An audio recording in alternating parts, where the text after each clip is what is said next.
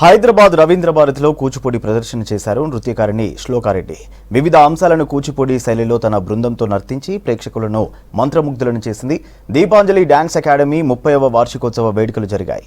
కార్యక్రమానికి పద్మశ్రీ అవార్డు గ్రహీత బీవీఆర్ మోహన్ రెడ్డి, సినీ యాంకర్ సుమా కనకాల, సంగీత నాటక అకాడమీ మాజీ చైర్మన్ దీపికారెడ్డి పాల్గొన్నారు.